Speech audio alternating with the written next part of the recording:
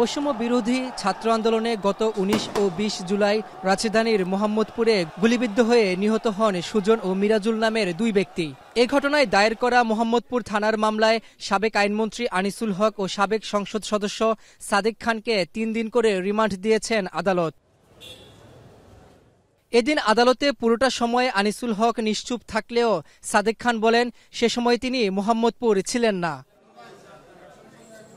এদিকে রাজধানীর যাত্রাবাড়িতে গুলিবিদ্ধ হয়ে নিহত ওবায়দুল ইসলাম হত্যা মামলায় হাসানুল হক ইনু, রাশেদ খান মেনন ও দীপু মনির ৪ দিনের রিমান্ড দিয়েছেন আদালত।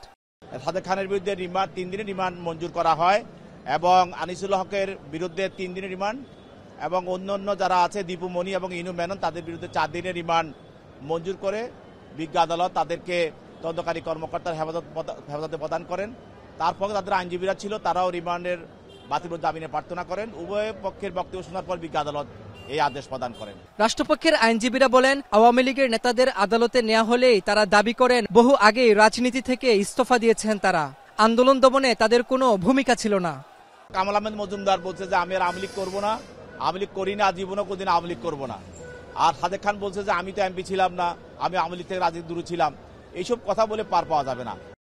একই আদালতে যাত্রাবাড়ি, মোহাম্মদপুর ও আদাবর থানার পৃথক ১৯টি মামলায় সাবেক এই মন্ত্রী আমলাদের গ্রেপ্তার দেখানো হয়। রাব্বি হোসেন, এখন, ঢাকা। লিলি হালাল বিউটি সোপ, বিএসটিআই কর্তৃক সনদপ্রাপ্ত দেশের প্রথম হালাল বিউটি সোপ, দীপ্তিময় উজ্জ্বল ত্বকের জন্য।